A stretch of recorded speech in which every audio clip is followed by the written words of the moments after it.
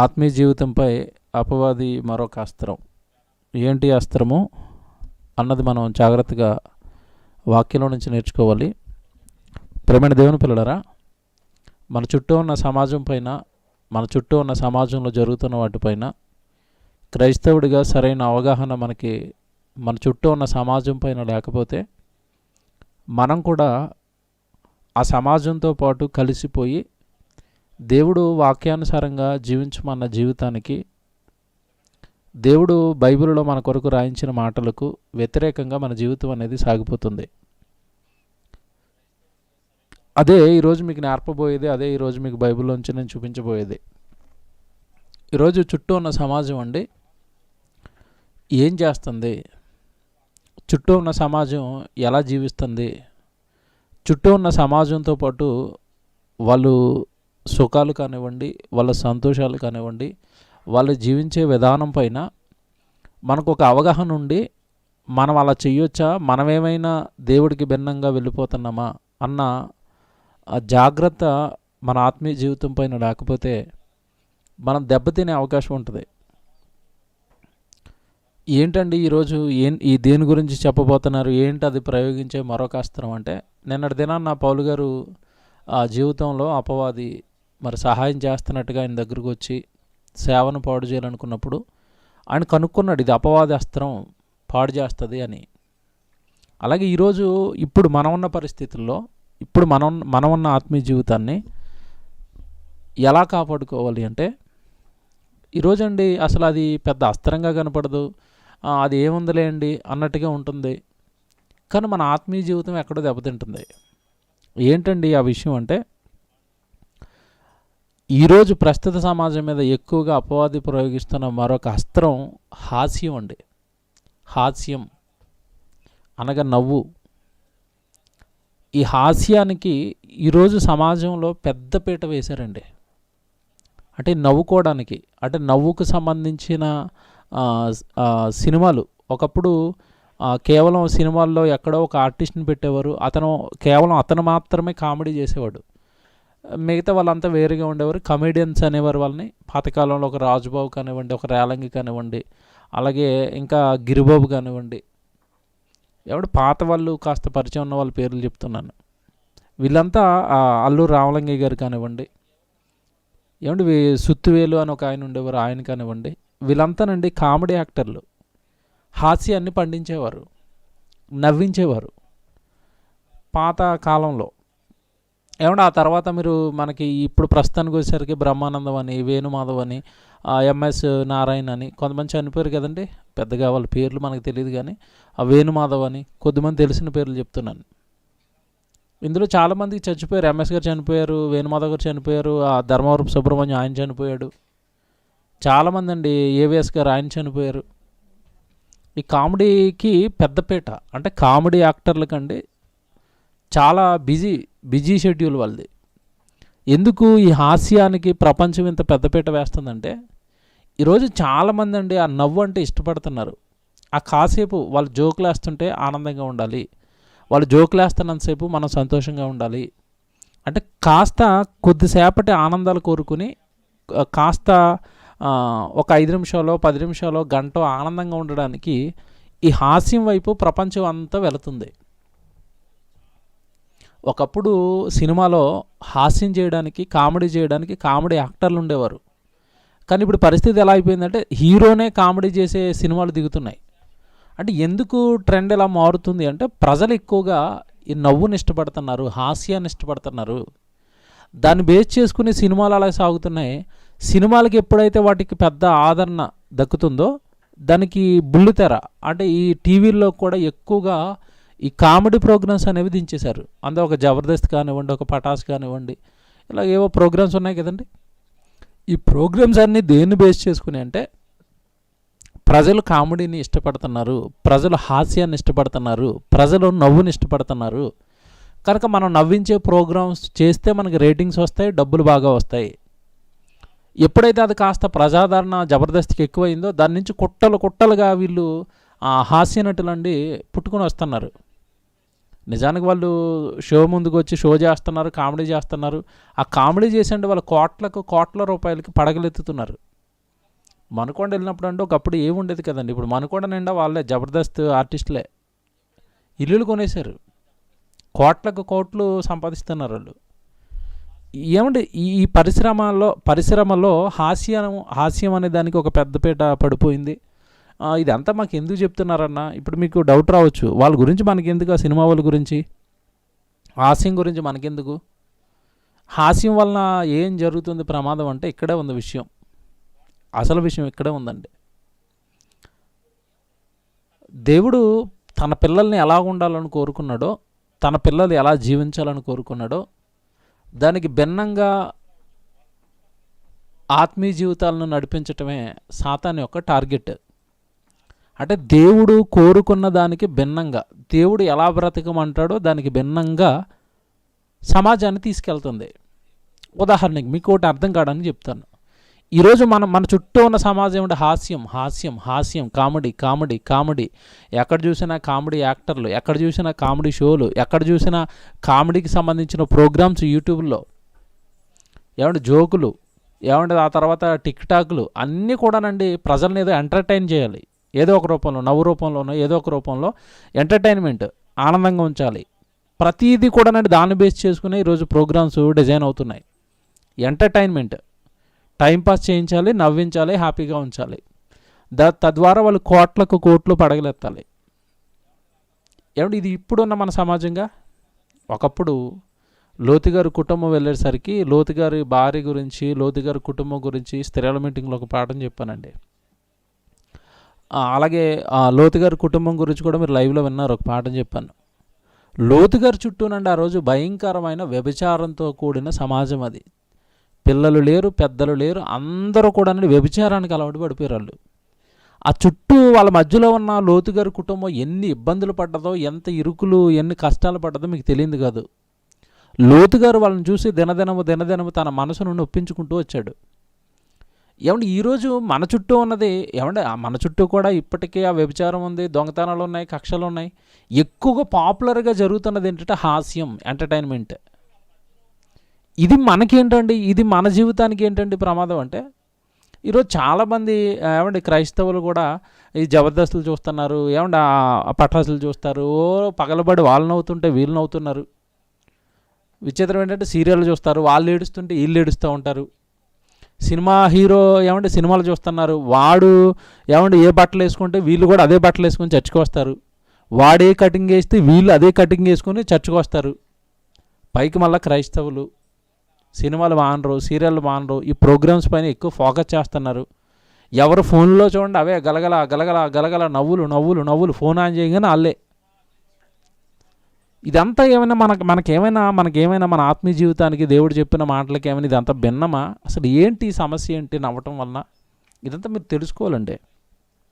దేవుని పిల్లలారా, భూమి మీద మనుషులను పుట్టించింది దేవుడు అండి, పరమతండ్రి. ఆ పరమతండ్రి మదిలో బాధ ఉంది, ఆవేదన ఉంది. పోయిన ఆదివారం మీకు చెప్పాను, కన్న తండ్రి కంట కన్నీరు అని. కన్నీరు కారుస్తున్న దేవుడు కళ్ళ ముందు పెట్టుకుని ఆయన కన్నీళ్లు దిగమింగుతూ మనల్ని పెంచి పోషిస్తుంటే, కాస్త ఆయనకి ఆనందాన్ని తీసుకురావాల్సిన పిల్లలండి, దేవుడికి ఆనందాన్ని తీసుకురావాల్సిన పిల్లలు వెక్కిరింతలతో, లేదంటే హేళనతో, లేదా బూతులతో కూడిన హాస్యాన్ని చూస్తూ ఆనందపడే స్థితికి దిగజార్చింది. మళ్ళా చెప్తున్నాను, ఈరోజు ఈ మనుషులు చేస్తున్న కామెడీ ఏమైనా బాగుందంటే, ఒకప్పుడు అండి కాస్త పాత వాళ్ళు, ఇందాక పేర్లు చెప్పానుగా, రాజుబాబు కానీ గిరిబాబు కానీ, వాళ్ళ పాత వాళ్ళు అండి, వాళ్ళు చేసిన కామెడీ వేరు.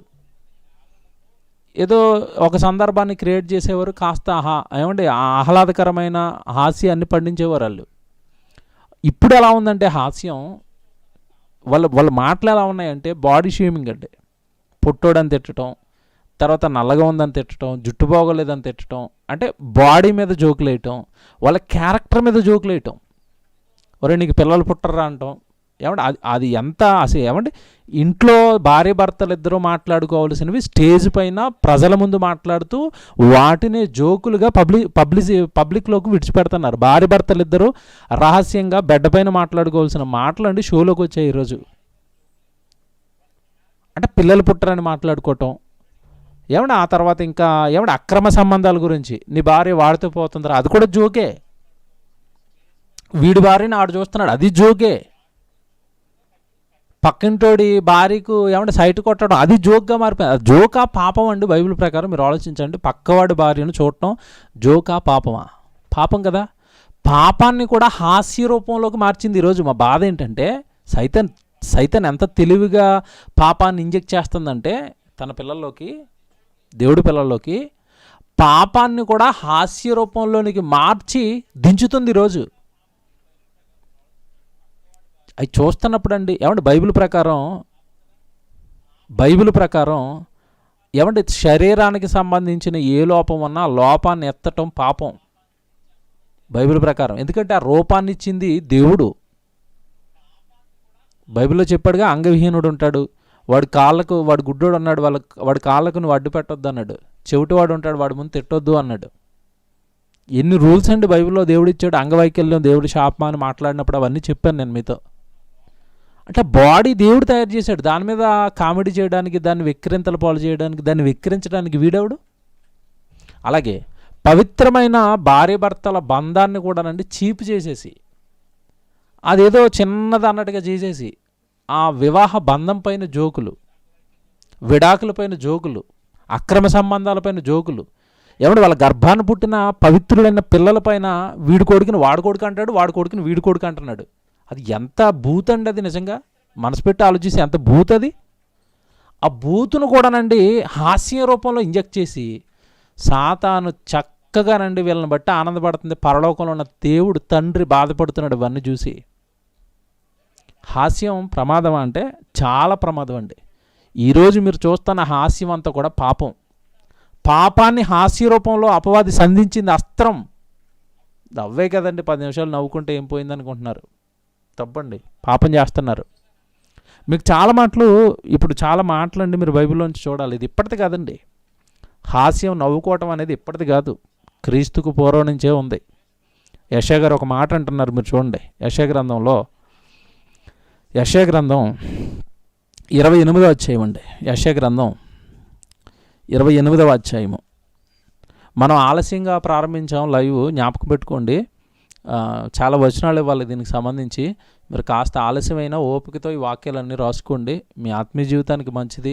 మీరు ఎవరైనా ఈ రుగ్మతతో బాధపడుతూ ఉంటే వాళ్ళని కాపాడుకోవడానికి ఇది మంచిదవుతుంది. కనుక దయచేసి ఆలస్యం అవుతుందని ఆలోచించకుండా వాక్యాన్ని మనసుగా శ్రద్ధ పెట్టి వినండి. యెషయా గ్రంథం 28వ అధ్యాయము 14వ వచనం చదువుదాం జాగ్రత్తగా. 28వ అధ్యాయము, యెషయా గ్రంథం 28వ అధ్యాయము 14వ వచనం చదువుదాం. కాబట్టి యెరూషలేములోనున్న ఈ జనులను ఏలు అపహాసకులారా. జాగ్రత్తగా వినండి, మళ్ళీ చదువుతున్నాను. కాబట్టి యెరూషలేములోనున్న ఈ జనులను ఏలు అపహాసకులారా. ఈ జనులను ఏలు అపహాసకులారా. హాస్యం చేస్తున్న వాళ్ళు జనులను ఏలుతున్నారంట. ఆనాటి నుండి ఈనాటి వరకు ఉన్నారండి, వాళ్ళు ఏలుతున్నారు. ఏలటం అంటే స్టార్స్ అయిపోయారు వాళ్ళు. ఈరోజు కమెడియన్కి ఎంత క్రేజ్ అండి, కమెడియన్కి ఎంత పాపులారిటీ అండి. కమెడియన్ అనేసరికి ఎంత ఏమంటే, మీరు ఒక టైంలో ఒక ఇంటర్వ్యూ చూశాను నేను.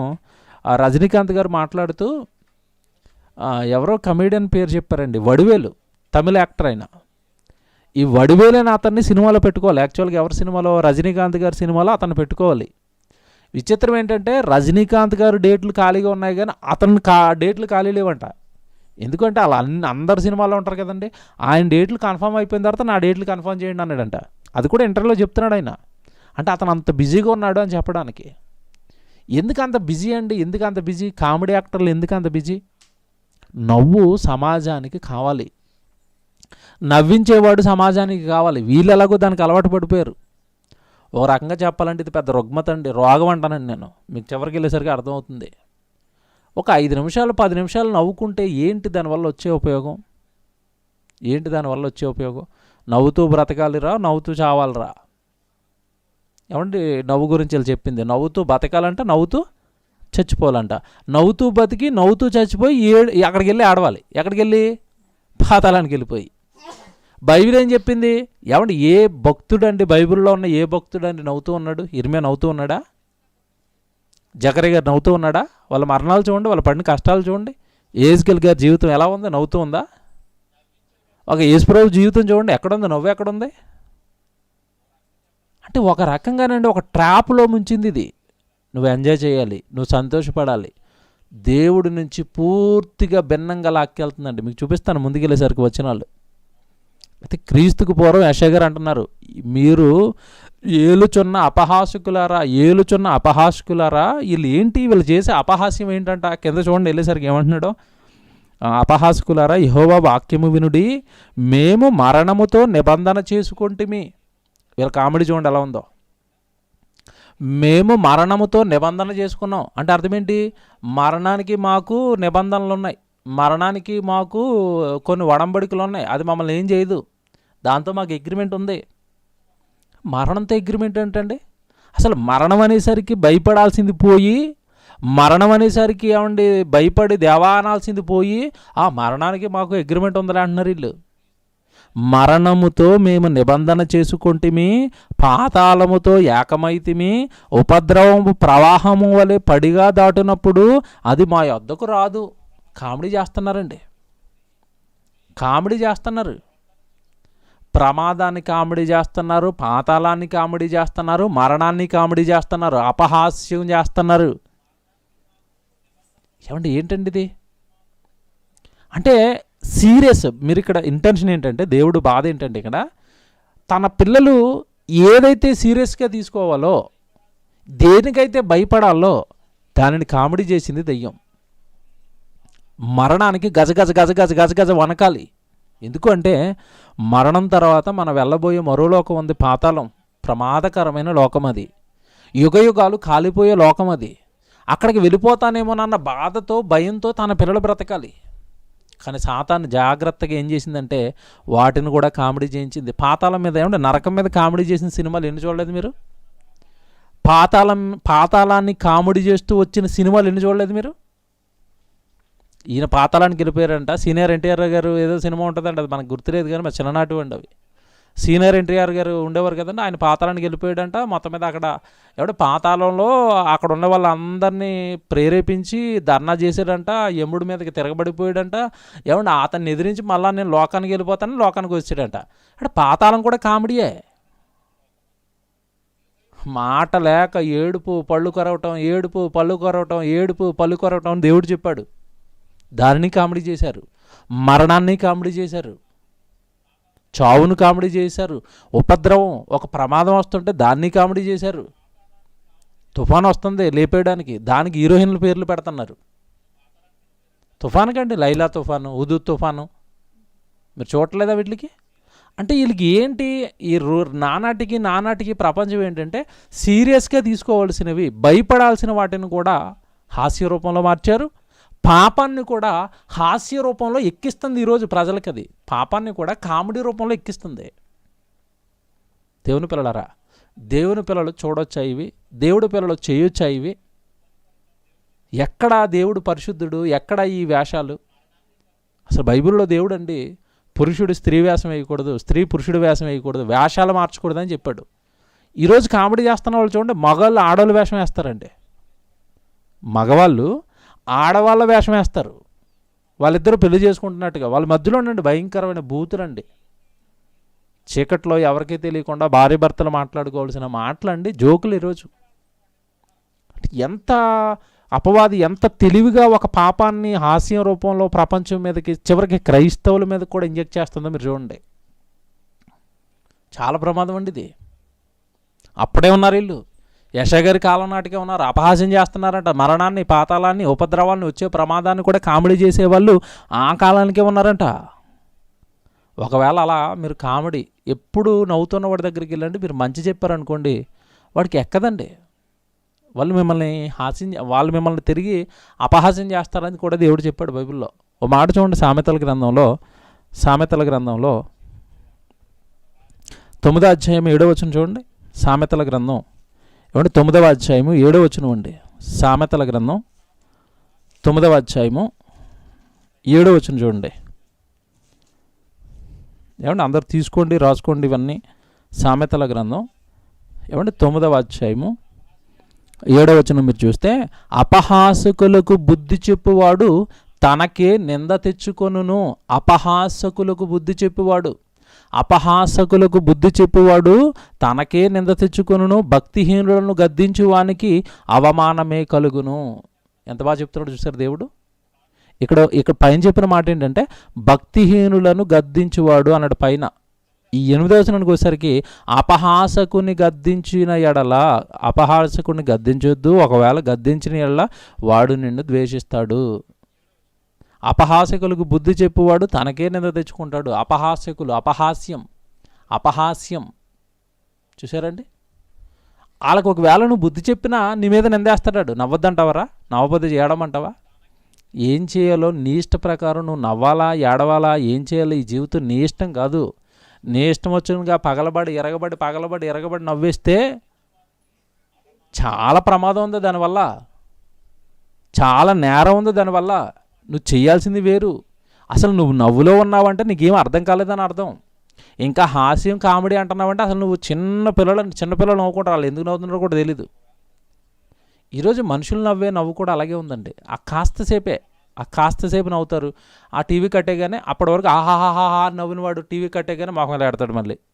అదేం నవ్వురా నాయన. కొంతమంది చూడండి పలకరించేటప్పుడు కూడా ఇలాగే ఉంటారు. ఆర్టిఫిషియల్ నవ్వుతారు మనం చూడగానే. బ్రదర్ బాగున్నావా, భలే ఉంటుందండి ఫేస్ గ్లో ఇలాగా. బ్రదర్ బాగున్నావా నవ్వుతూ, బాగున్నాను బ్రదర్ అని మనం అలా పక్కకి వెళ్ళగానే అలా నవ్విన ఫేస్ అండి ఇలా ఒకేసారి ఇలా సీరియస్ అయిపోద్ది. నిజమైన నవ్వు అంటారు అది. కాబట్టి మీరు బాగా ఆలోచించండి. నిజమైన నవ్వు అది. ఇక్కడి నుంచి వచ్చిన నవ్వా కాదండి. ఎందుకు ఇలాంటి వేషధారణతో కూడిన జీవితం ఎందుకు? నవ్వుతున్నట్టుగా యాక్టింగ్ చేయడం ఎందుకు నిజంగా నవ్వులేనప్పుడు? ఈరోజు జబర్దస్త్ చూస్తున్న వాళ్ళు అందరూ నిజంగా నవ్వుతున్నారా నేను అడుగుతున్నాను. నిజంగా నవ్వుతున్నారా? నేను ప్రశ్న వేస్తానండి. ₹1,00,000 అప్పు ఉంది వీడికి. తినేసి ఫోన్లు చేసి చంపేస్తున్నాడు వాడు. జబర్దస్త్ చూస్తున్నాడు. ఆ భారం ఉంది, ఆ భయం ఉంది. జబర్దస్త్ చూస్తున్నాడు. ఆహాహాహా నవ్వుతున్నప్పుడు ఫోన్ వచ్చింది. ఫోన్ చూడగానే ఏమైపోతాడు చెప్పండి? అప్పుడు ఫోన్ చేయగానే ఏమైపోతాడు? నవ్వుతున్న మాకు అమ్మో మళ్ళీ భయం. నిజమైన నవ్వు అంటారు ఇది.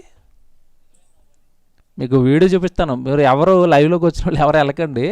ఒక వీడియో చూపిస్తాను ఇప్పుడు మీకు. లాఫింగ్ గ్యాస్ అని ఒకటి ఉంది. అలా ఉంది ఈరోజు మనుషులు చేసే కామెడీ అండి. నిజమైన నవ్వు అనుకుంటున్నారు ఇది. నిజంగా హార్ట్ఫుల్గా నవ్వుతున్నారా? ఒక జబర్దస్త్ చూసో, పటాస్ చూసో, ఇంకేవో ప్రోగ్రామ్స్ ఉన్నాయిగా, అవి చూసి నిజంగా నవ్వుతున్నారా? నిజమైన నవ్వు అది కాదండి. గుండెల్లో బాధ అంతా అలాగే ఉంది. ఏదో మొహం అలా నవ్వుతుందంతే. గద్దించకండి. అలాంటి వాళ్ళని గద్దించినా కూడా వాళ్ళు మీ మీద తిరగబడతారు.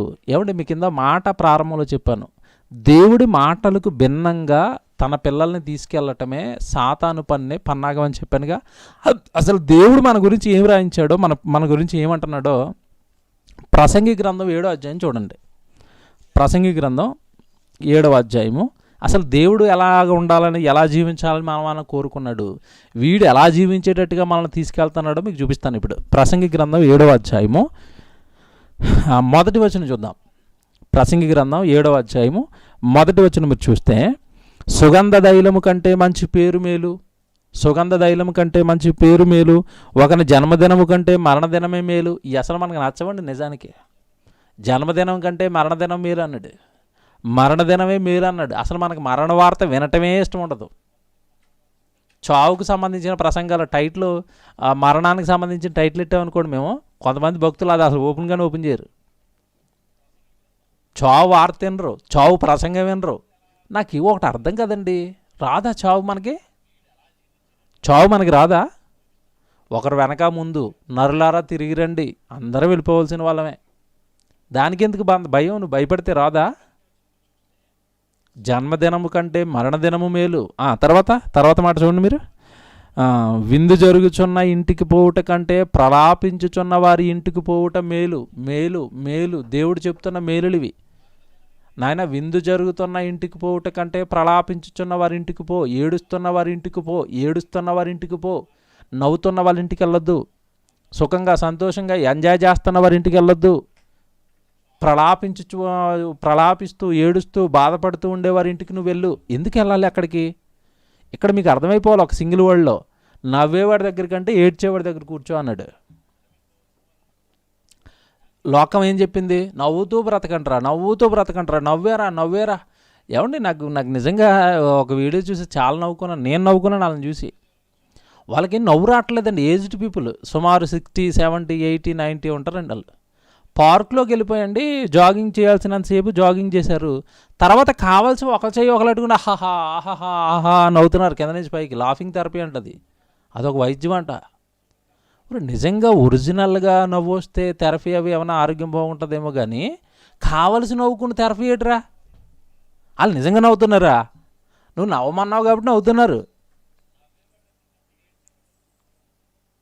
ప్రలాపించుచున్న వారి ఇంటికి పో, ప్రలాపించుచున్న వారి ఇంటికి పో, ఏడుస్తున్న వారి ఇంటికి పో. ఎందుకు పోవాలి ప్రభువా? మేము మమ్మల్ని ఏంటి అక్కడికి వెళ్ళమంటున్నారు మీరు? చెప్తాడు ఇప్పుడు. దేవుడు ఏది చెప్పినా సెన్సేషనల్ అండి. నిజమేనండి, నిజమే అంటారు మీరు. ఎందుకు పోవాలంటే వాళ్ళ ఇంటికి చెప్తున్నాడు చూడండి. విందు జరుగుతున్న ఇంటికి పోవట కంటే ప్రలాపించుచున్న వారి ఇంటికి పోవట మేలు. ఏలయనగా ఎందుకు వెళ్ళమంటున్నానంటే, మరణము అందరికీ వచ్చును, నీకు వస్తుంది ఒకరోజు. నవ్వుతూ బ్రతికేరంటే చావు రాదేటి? నవ్వుతూ బతికేస్తే చచ్చిపోడేటి? దేవుడు ఏమండి చాలా తప్పుడు సిద్ధాంతం ప్రజలకు చెప్తున్నారండి. ఆరోగ్యం ఏమండి ఆనందంగా ఉంటే ఎక్కువ కాలం బతికేస్తామంటున్నారు. ఏమీ లేదండి. దేవుడు గీత గీసినంతకాలం ఉంటాడు భూమి మీద ఎవడైనా. దేవుడు తల్లిగర్భంలో కీర్తన 139లో నియమింపబడిన దినములలో ఒకటైనను కాకమునిపే నా దినములన్నీ నీ గ్రంథములో లిఖితములు ఆయన రాసేసాడు దేవుడు. అంటే మనకు ఒక ఆయుష్కాలాన్ని నిర్ణయించాడు, నాకు కానీ మీకు కానీ. ఆ కాలం వరకే మీరు ఉంటారు. ఆయన ఆయుష్కాలాన్ని నియమించేసిన తర్వాత మీ బాడీ ఫిట్గా ఉందిగా, ఆరోగ్యంగా ఉందా అన్నా సరే మీరు భూమి మీద ఉండరు. మన మధ్యకాలంలో మీకు చూపించానుగా లైవ్లో. ఏమంటే వరల్డ్ #1 బాడీ బిల్డర్ అండి, మంచి ఫిజిక్ ఉంది, ట్రైనర్. అతను కరోనా వచ్చి చచ్చిపోయాడు. 90 ఏళ్ళ ముసలమ్మ బతికింది, ఆయన ఏమో చనిపోయాడు. ఏం చెప్తారు దీనికి? చాలా ఆరోగ్యంగా ఉన్నాడు. ఫిట్నెస్ అంటే మామూలుగా ఉంటారండి వాళ్ళు. కాబట్టి దేవుడు ఇవ్వాలి ఆయుష్కాలం, దేవుడు ఇవ్వాలి ఆరోగ్యం. కనుక ఇక్కడ ప్రలాపించుచున్న వారి ఇంటికి పోవటం మేలు అని ఎందుకంటున్నాడు అంటే, మరణము అందరికీ వచ్చును గనుక ఒకరోజు నీకు ఆ పరిస్థితి వస్తుంది గనక. చూడండి ఎంత బాగా చెప్తారండి దేవుడు. ఎలయనగా మరణము అందరికీ వచ్చును గనక బ్రతుకువారు దాని మనసును పెట్టుదురు. అక్కడ జరుగుతున్న ఏడుపు, అక్కడ జరుగుతున్న గోల, ఒకరోజు నా పరిస్థితి కూడా ఇదేగా. ఆయన పెట్టిలో పెట్టినట్టుగా నన్ను పెట్టేస్తారుగా, ఆయనకి స్నానం చేయించినట్టుగా నన్ను స్నానం చేయిస్తారుగా, ఆయన మెడలోవి ఉంగరాలు గేవుడి ముక్కులో ఉన్నవి పీకేస్తున్నట్టుగా ఒకరోజు నావి పీకేస్తారుగా. ఒంటరిగా ఆయన పంపించేస్తున్నట్టుగానే ఇదిగో నా ఇప్పుడు నా తండ్రా, నా తల్లా, నా కుమారుడా, నా కుమార్తె వీళ్ళు కూడా నన్ను ఒకరోజు అలాగే పంపించేస్తారుగా. ఎప్పటికీ శరణ్యం. బ్రతుకున్నప్పుడు, చచ్చిపోయిన తర్వాత నాకు దిక్కు దేవుడు. చచ్చిపోయిన తర్వాత మీకు దిక్కు దేవుడు అండి. భూమి మీద ఎవరు వస్తారు మీతో పాటు? ఒంటరిగా వచ్చారు, ఒంటరిగానే వెళ్ళిపోతారు. మధ్యలో ఏర్పడిన బంధాలు అమ్మ, నాన్న, అక్క, తమ్ముడు, బావ, ఏమంటే పిల్లలు, తల్లిదండ్రులు, మధ్యలో ఏర్పడిన బంధాలు ఇవి. మరణం ఏమండి ఈ పుట్టుకకు ముందు మీతో పాటు ఉన్నది దేవుడండి. ఇర్మియాతో చెప్పబడిన మాట మీరు విన్నారుగా. ఇర్మియాతో చెప్పిన మాట, నేను నిన్ను రూపింపక మునిపే ఎరిగి తిని అంటాడు ఇర్మియా గ్రంథం 1:4లో. నేను నిన్ను రూపింపక మునిపే ఎరిగి తిని అన్నాడు. అంటే మనం పుట్టక మునుపు మనకి రూపమే లేనప్పుడు దేవుడికి మనం తెలుసు. అంటే పుట్టడానికి ముందు తెలుసు, భూమి మీద తెలుసు, చచ్చిపోయిన తర్వాత తెలుసు. ఇప్పుడు సర్వం మనిషి ఎవరి మీద ఆధారపడాలి అంటే దేవుడి పైన ఆధారపడాలి. దుఃఖించే వారితో ఉంటే కాస్త నీకు జ్ఞానం వస్తుంది. నాకు ఆ పరిస్థితి వస్తే నా బ్రతికేం బాగోలేదు, నేను ఎప్పటికీ ఇంకా పాపాలు మనలేదు, ఇంకా సరిగా గుడికి వెళ్ళలేదు, ఇంకా నాకు సరిగా ప్రార్థన చేయడం రాదు, ఇంకా నేను ఎవరికి వాక్యం చెప్పే స్థితికి నేను ఎదగలేదు. ఒకవేళ నాకు చావు వస్తే దేవుడికి నేను ఏం పని చేశానని దేవుడు నన్ను పరదేశికి తీసుకుంటాడు. నేను ఏమి అంత పరిశుద్ధంగా ఉన్నానని దేవుడు నన్ను తన యొద్దకు చేర్చుకుంటాడు. నా బ్రతుకు బాగోలేదు, నా మాట బాగోలేదు, నా చూపు బాగోలేదు, నా పని బాగోలేదు, దేవుడికి ఏమి ఇవ్వలేదు ఇప్పటి వరకు, దేవుడికి నేను ఏ కార్యమూ చేయలేదు, ఎలా నా జీవితం, ఎలా నేను అని ఎవరండి వారి జీవితాల గురించి ఆలోచిస్తున్నారు? ఆ ఆలోచనలు నీకు అక్కడ కలుగుతాయి. అక్కడ చూడండి, మాట్లాడేటప్పుడు ఎవరు చనిపోయే వాళ్ళని ఓదార్చడానికి వెళ్తారు కదా, వెళ్ళిన వాళ్ళందరూ మాట అంటారండి. నిజంగా అది హార్ట్ఫుల్గా అంటారో వాళ్ళని, మరి అప్పటికప్పుడు వాళ్ళ బాధను మాన్చాలన్న ఉద్దేశంతో అంటారో కానీ ఒక మాట అంటారండి. ఏమంటారు చెప్పండి? మీరు ఎప్పుడు వినుంటారు ఈ మాట, మీరు వెళ్తే మీకు అర్థమవుతుంది. ఇది భర్తను పోగొట్టుకుని ఏడుస్తుంది అనుకోండి భార్య, ఆవిడ దగ్గరికి వెళ్ళి అంటారు, అమ్మాయి ఆడకమ్మ ఏడుస్తా ఆయన తిరిగి వస్తాడా? రాడు కదమ్మా, తిరిగి వస్తే రాడు కదా. ఏముందమ్మా అందరూ వెళ్ళిపోతాంగా వెనక ముందు, డైలాగ్ మాత్రం బలిగేస్తారండి. మీరు ఇది ఉంటారు అక్కడ. ఏముందమ్మా వెనక ముందు ఆయన వెళ్ళిపోయాడు, తర్వాత నేను వెళ్ళిపోతాను, తర్వాత నువ్వు వెళ్ళిపోతావు, ఎవరు ఉండంగా అంటారుగా. దేవుని పిల్లలారా, ఆ జ్ఞానం ఎక్కడొచ్చింది? చనిపోయిన వ్యక్తి దగ్గర వచ్చింది. పెళ్ళికి వెళ్తే వస్తుందా? విందు జరుగుతున్న చోటుకి వెళ్తే వస్తుందా? విందు జరుగుతున్న చోటుకి వెళ్తే ఏముంటుంది? ఏ భోజనం పెడుతున్నారు? మటన్ వేసారా, చికెన్ వేసారా? అక్క చీర అంతా 10,000 20,000, నెక్లెస్ ఎక్కడ కొన్నావు, గొలుసులు ఎక్కడ చేయించారు? ఇయ్యగారి పెళ్ళిళ్ళు అన్నీ. దేవుడి గురించి ఏముంటుంది అక్కడ? నీ నీ నీ జీవితం గురించి ఏముంటుంది అక్కడ? ఆలోచన ఏముండదు. అగో ఆవిడికి పెళ్ళి అయిపోతుంది, ఈవిడికి పెళ్ళి అయిపోతుంది, నాకు పెళ్ళి అయిపోవాలా. కొంతమంది తల్లిదండ్రులు లేరుగా, మా అమ్మాయి పెళ్ళి అయిపోతుంది, ఈ అమ్మాయి పెళ్ళి అయిపోతుంది, మా అమ్మాయి పెళ్ళి అవ్వలేదు ఇంకా. అక్కడికి వెళ్ళి నేర్చుకునేది ఏముండదండి దేవుని పిల్లలారా. కనుక ఇక్కడ దేవుడు ఖచ్చితంగా చెప్తున్నది ఏంటంటే, మీరు మరణం వచ్చి ఏమంటే దుఃఖంలో మునిగిపోయిన వారి ఇంటికి వెళితే మీకు జ్ఞానం వస్తుంది. కిందకి వెళ్ళేసరికి చెప్తాడు చూడండి, మరణం అందరికీ వచ్చును కనుక వారు దానిని మనసును పెట్టుదురు, నవ్వుట కంటే దుఃఖపడుట మేలు. అండర్లైన్ చేసుకోండి, నవ్వుట కంటే దుఃఖపడుట మేలు, నవ్వుట కంటే దుఃఖపడుట మేలు, నవ్వుట కంటే దుఃఖపడుట మేలు. నవ్వటం కంటే దుఃఖపడటం మేలు అని దేవుడు చెప్పాడు. దీనికి భిన్నంగా దైవం ఏం చెప్తుందంటే, నవ్వండి నవ్వండి నవ్వండి నవ్వండి నవ్వండి నవ్వండి నవ్వండి నవ్వండి అని చెప్తుంది. అది దేవుడు ఏం చెప్తున్నాడంటే, దుఃఖపడండి, మీ జీవితం బాగోలేదు, మీ బ్రతుకు బాగోలేదు, మీ నెత్తి మీద పాతాళం అనే పెద్ద ప్రమాదం ఉంది, బాధపడండి, దానికోసం తప్పించుకోవడానికి ప్రయత్నం చేయండి. చూసారా, నవ్వుట కంటే దుఃఖపడుట మేలు. ఎలయనగా కిన్నమైన ముఖము అన్నాడు చూడండి, కిన్నమైన ముఖము హృదయమును గుణపరుచును. వాట్ ఏ వండర్ఫుల్ సెంటెన్స్ అండి ఇది. కిన్నమైన ముఖము హృదయమును గుణపరుచును అన్నాడు. హృదయాన్ని బాగు చేసేదంట కిన్నమైన ముఖం అన్నాడు. అక్కడ కిన్నమైన ముఖం అంటే ఏడుపు ముఖం అని అర్థం, కాస్త బాధతో ఉన్న ముఖం అని అర్థం. ఆ ముఖం అంట ఈ హృదయాన్ని గుణపరుస్తుందంట. ఏడుస్తున్న వాళ్ళ ఇంటికి వెళ్ళిపోతే ఏమంటే అక్కడ ఎంత చక్కగానండి, ఎంత గుణపడుతుందంటే హృదయం. భార్య భర్తలు కొట్టుకుంటున్నారనుకోండి, కొట్టుకునే భార్య భర్తలు పలకరించడానికి వెళ్ళారనుకోండి, ఆ చావింటి దగ్గరికి వెళ్ళారనుకోండి, అక్కడ ఆవిడ భర్తను పోగొట్టుకుంది. ఊరకనే ఇంట్లో కొట్టుకునే వీలుకండి అక్కడికి వెళ్ళి ఒకరిని పోగొట్టుకోగానే ఆవిడ ఏడుస్తుందిగా బోరుమని. అప్పుడు ఇమీడియట్గానండి ఈ భార్యకి భర్త మీద ప్రేమ పెరుగుతుంది. అమ్మో ఆయన ఆవిడ భర్తను పోగొట్టుకుని అంత ఏడుస్తుంది, నా భర్తనేమో రోజు నన్ను ఇంట్లో హింసిస్తున్నాను, చెడుగా మాట్లాడుతున్నాను అని అప్పుడు ఈయన హత్తుకుంటుంది ఆవిడ. చూసారా, ఈయనకి ఏదన్నా జరిగితే అంటే హృదయం గుణపరచబడిందా? పోగొట్టుకుంటేనే కానీ విలువ తెలియదు. అదిగో కళ్ళ ముందు ఆయన పోగొట్టుకున్నాడు, ఏడుస్తుంది ఆవిడ. నా భర్తను పోగొట్టుకుంటే నా పరిస్థితి ఏమవుతుందో, నా భార్యను పోగొట్టుకుంటే నేను ఏమైపోతానో. అదిగో ఆ పిల్లలు ఈరోజు తల్లి లేని వారు అయిపోయారు, ఆ పిల్లలు ఈరోజు తండ్రి లేని వారు అయిపోయారు. మేము ఈరోజు కుటుంబంలో సుఖంగా లేము, సంతోషంగా లేము. మాలో ఇద్దరికి ఏమైనా జరిగితే పిల్లలు ఏమైపోతారు? చిన్న చిన్న గిలికజ్జాలు పెట్టుకుని నేను చచ్చిపోతాను అంటారు వీళ్ళు, ఊరకనే బెదిరించడానికి. ఒరిజినల్గా అక్కడికి వెళ్తే తెలుస్తుంది సీన్ ఏంటో. ఏమన్నా ఇంట్లోని చిన్న చిన్న పనికిరాని గొడవలు పెట్టుకుని నేను చచ్చిపోతాను, నేను ఊరేసుకుంటానంటది ఈవిడ. ఇది కామెడీ అనుకుంటారు వీళ్ళు. దానివల్ల వచ్చే పర్యవసానం ఏంటో వీళ్ళకి తెలీదు. చచ్చిపోయిన వారు ఇంటికి వెళితే ఆ దుఃఖంలో మునిగిపోయిన ఇంటిని చూస్తే తప్పు చేస్తున్నామండి, కొట్టుకోకూడదు, తిట్టుకోకూడదు, మారాలి. చూసారా, మీ కుటుంబానికి ఉపయోగకరమైనవి అక్కడ దొరికితే, ముఖ్యంగా దైవజ్ఞానం, దైవ చింత. నాకు మరణం వస్తే నా పరిస్థితి ఏంటి, నేను ఎక్కడికి వెళతాను? చూసారా, ఇవన్నీ.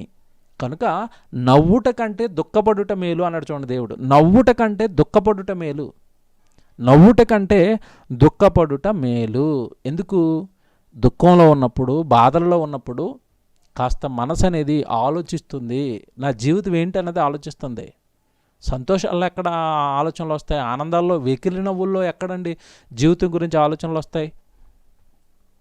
మత్తయి సువార్త యేసుప్రభు ఒక మంచి మాట చెప్పారండి. యేసుప్రభు ఈ విషయంలో మాట్లాడారు. యేసుప్రభు మంచి మాట చెప్పారు ఆయన. మత్తయి సువార్త 5వ అధ్యాయము 4వ వచనం చూడండి మీరు.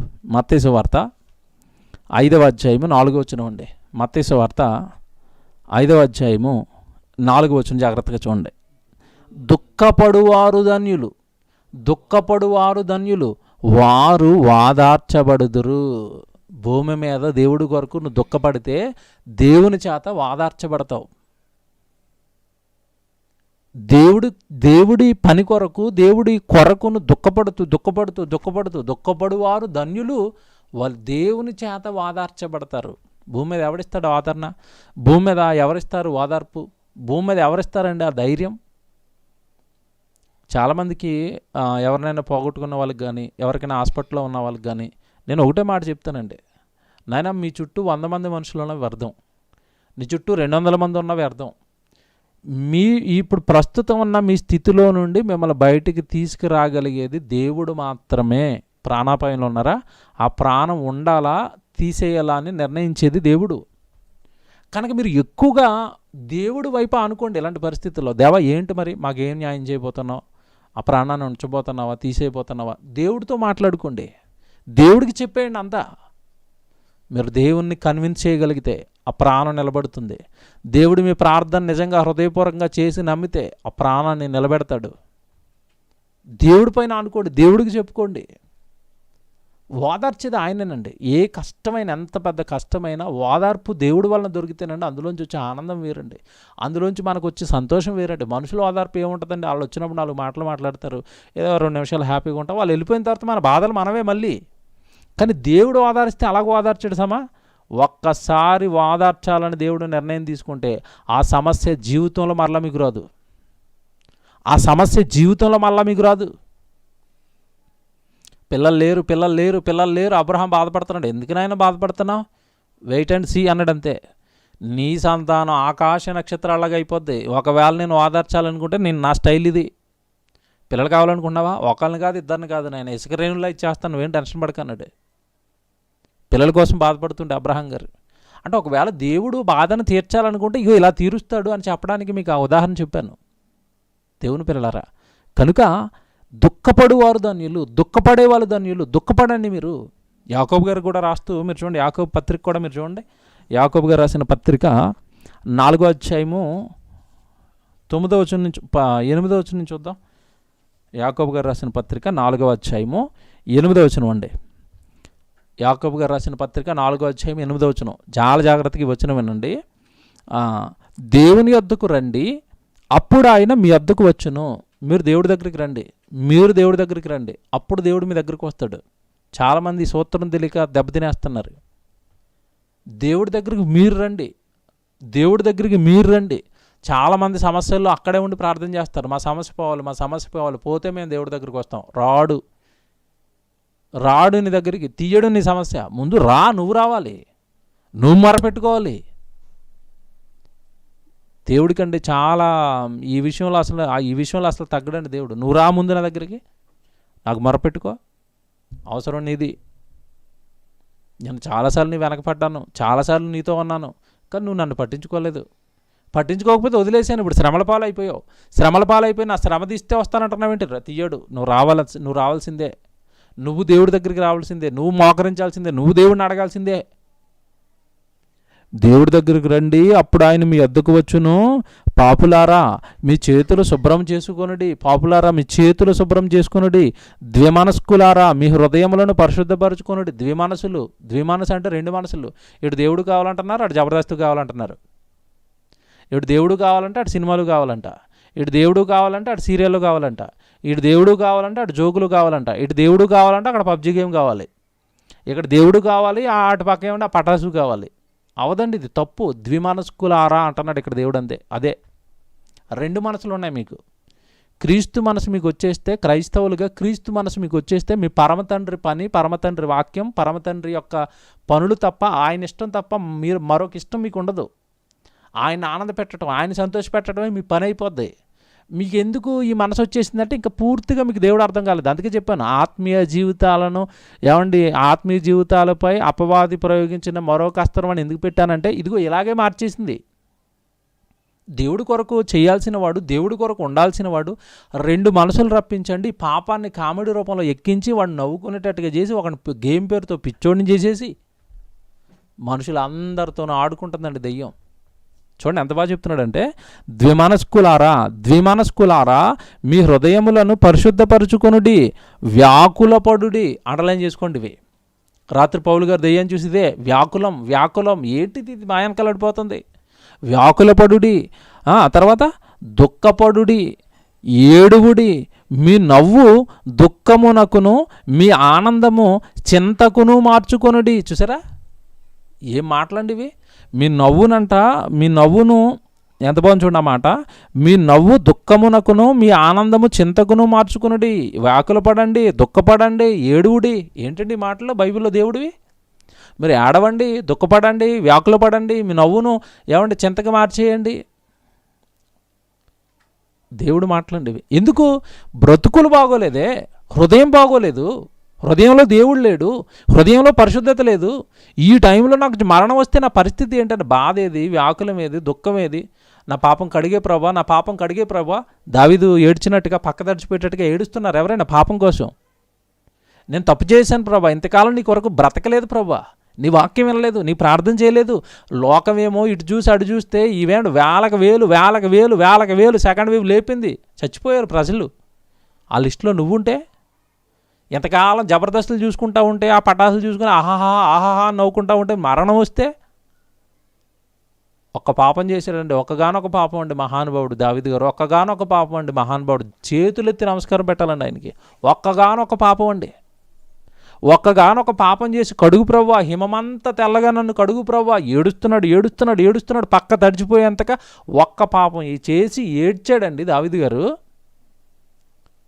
పాపం చేసేస్తామేమోనన్న భయం, పనిలో నుంచి జరిగిపోతామేమోనన్న భయం, దేవుడికి కాకుండా పోతామేమోనన్న భయం, దేవుడికి దక్కకుండా పోతానేమోనన్న భయం.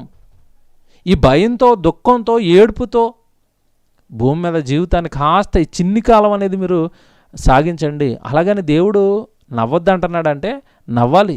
నవ్వు నేనే ఇస్తాను అన్నాడు. ఎక్కడిస్తాడో, ఎప్పుడు ఇస్తాడో చివరికి వినండి. మీరు చివరికి వినండి. కాకపోతే నేను ఆర్టిఫిషియల్ నవ్వొద్దు. ఎంతసేపు నవ్వుతున్నారు? జబర్దస్త్ చూసి మీరు గంట సేపు ఎంత గంటన్నారండి ప్రోగ్రాం? గంటన్నారో వస్తుంది అది. ఏమంటే మీ విచిత్రం ఏంటంటేనండి, గ్రామాల్లో ఒకప్పుడు సభలు పెట్టేటప్పుడు అండి, గురువారం శుక్రవారం సభలు పెడుతుంటే పబ్లిక్ రావట్లేదంట. మతిపోయింది నాకు ఆ డైలాగ్. పాస్టర్ గారు డేట్లు అడుగుతున్నారు ఒకసారి. ఏమంటే ఒకసారి మీటింగ్ కట్టి నాకు డేట్లు అడుగుతుంటే గురువారం శుక్రవారం వద్దండి, గురువారం శుక్రవారం పబ్లిక్ రావట్లేదండి. నాకు అర్థం కాలేదండి. గురువారం శుక్రవారం ఎందుకు రారండి? అదేంటి, ఏమన్నా మీ ఇంటి దగ్గర మార్కెట్ ఏమైనా జరుగుతుందా? మీ ఇంటి దగ్గర సంత ఏమైనా జరుగుతుందంటే, సంత కాదండి, మార్కెట్ కాదండి, జబర్దస్త్ వస్తుందిగా అన్నాడు ఆయన కూడా. ఓరి నాయన, అంటే జబర్దస్త్ వస్తుందని ఎక్కడ రావట్లేదు ఇప్పుడు వీళ్ళు? ప్రార్థనకి రారంట, దేవుడి సన్నిధికి రారంట. మహాభక్తులు చూడండి ఎలాగున్నారు. ఆ జబర్దస్త్ వచ్చేటప్పుడు చూడండి, ముసలోడు మొదలుకొనండి, పిల్లలు మొదలుకొని అందరు నవ్వటమే. ముసలాయన కూడా నోట్లో పళ్ళు ఉండగానే ఆహాహా నవ్వు. ఏమి నవ్వర్రా ఇది? ఏమి నవ్వు ఇది? దేవుడు మాట్లాడదమైనప్పుడు వస్తుంది చూశారు, ఈ నవ్వు నవ్వొచ్చండి. ప్రసంగం వింటున్నప్పుడు, ప్రసంగం చెప్తున్నప్పుడు వస్తుంది చూశారు నవ్వు. ఈ నవ్వు మంచిదని. ఎందుకు? ఇది ఆత్మ సంబంధమైన దైవజ్ఞానం అర్థమైన ఉన్నప్పుడు వస్తున్నప్పుడు నవ్వు ఇది. లోకం ఎలాగుందా, మనం ఎలాగున్నామా? ఎందుకంటే దేవుడు కూడా నవ్వుతాడు. మీరు అపాయంలో పడిపోతారా? నా మాట వినరు మీరు. నా మాట వినకుండా అపాయంలో పడిపోయి దేవా అంటారు. అప్పుడు నవ్వుతాను రా నేను అన్నాడు దేవుడు బైబిల్లో. ఈరోజు సమాజాన్ని చూసండి, సమాజంలో నీ బాగోతాలు చూసి వస్తున్న నవ్విది. ఏం వెర్రోళ్ళు వాళ్ళకు ఒక వెర్రు పట్టింది. ఆడ శుభ్రంగా మణికొండలో ఇల్లు కొంటున్నాడు, మిమ్మల్ని పక్కపక్క నవ్వించి మిమ్మల్ని ఏమో నరకానికి రెడీ చేస్తున్నాడు. ఆడికి తెలియదు అమాయకుడు. ఏడవడానికి పుట్టారు, దేవుడి కొరకు బాధలు భరించడానికి పుట్టారు, దేవుడి కొరకు శ్రమలు పడడానికి పుట్టారు. మిమ్మల్ని సైడ్ ట్రాప్ చేయలేదండి? సైడ్ ట్రాప్ చేయలేదా? వ్యాకుల పడండి, దుఃఖపడవండి, ఏడవండి. మీ నవ్వును ఏడుపునకును, మీ సంతోషాన్ని చింతకును మార్చుకోండి. జీవితాలు బాగోలేదు, రోజులు బాగోలేదు, ఉంటామో లేదో తెలియని ఇప్పుడేటయ్యా బాబు మీకు ఆర్టిఫిషియల్ నవ్వు? హార్ట్ఫుల్గా నవ్వు కాదు కదా, పైనుంచి వస్తుంది, ఏదో ఆడ యాక్ట్ చేయడం వల్ల వస్తుంది నవ్వు. వద్దిది, ప్రమాదం ఇది. ఇంత బాగా చెప్పాడండి దేవుడు. వాక్యం చెప్తున్నానండి, నేనేమో నా సొంత ఆలోచనలు ఏమి మీ మీద రుద్దట్లేదు. ఇక్కడ చెప్పాడు, మీరు ఏడవండి, దుఃఖపడండి, మీ నవ్వును ఏడుపుకు మార్చుకోండి. నవ్వేం సాధిస్తున్నారు? నవ్వుకోవడానికి ఏముంది? మన బతికేమైనా బాగుందా? మన జీవితం ఏమైనా బాగుందా? మన కుటుంబం ఏమైనా బాగుందా? మన పిల్లలు ఏమైనా బాగున్నారా? నేను ఎవరికైనా సువార్త చేస్తున్నానా? నవ్వు ఆనందపడేంత గొప్ప బతుకు నా జీవితంలో ఏముంది? ఆలోచించుకోవాలి కదండి మనం. దేవుడు ఎంత చక్కగా వాక్యాలు రాసుకుంటూ వెళుతున్నాడో మీరు చూడండి. దేవుని పిల్లలారా, యెషయా గ్రంథం ఈ నవ్వే వాళ్ళంటే దేవుడికి ఎంత కోపమో. యెషయా గ్రంథం 57వ అధ్యాయం 3వ వచనం అండి. త్వరగా కొన్ని మాటలు చూపిస్తాను. యెషయా గ్రంథం 57వ అధ్యాయము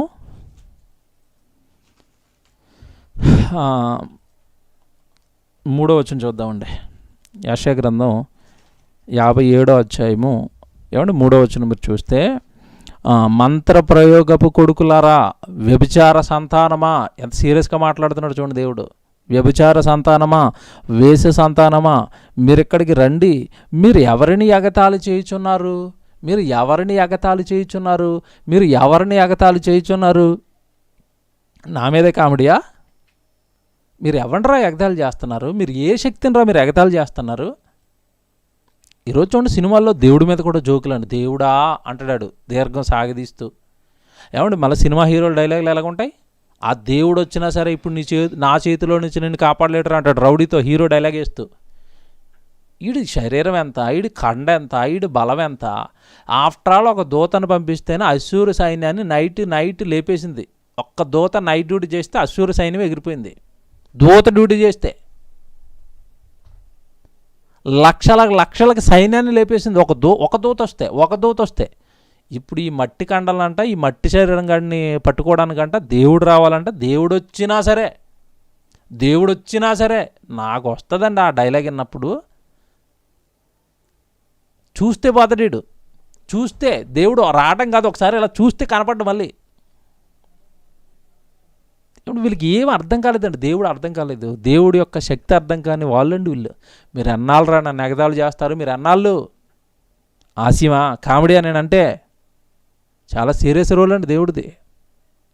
ఎక్కడ కామెడీ చేసినట్టుగా బైబిల్ అంతా మీరు వెతకండి, బైబిల్ మొత్తం మీరు తిరగండి, ఎక్కడ దేవుడు కామెడీ చేసినట్టుగా బైబిల్లో ఒక్క వచనం కూడా ఉండదు. కానీ నవ్వుతాను అన్నాడు ఎప్పుడో తెలుసా? అదేదో ఎక్కిలించి, లేదంటే ఆడిన అవతలోని ఏదో ఏమండి కావాల్సి అపాయంలో పడేసో, లేదంటే వాడు బాడీ గురించి బాడీ షేమింగ్ చేసో, లేదంటే ఏదో బూతులు, ఇలాంటి నవ్వు కాదు అయింది.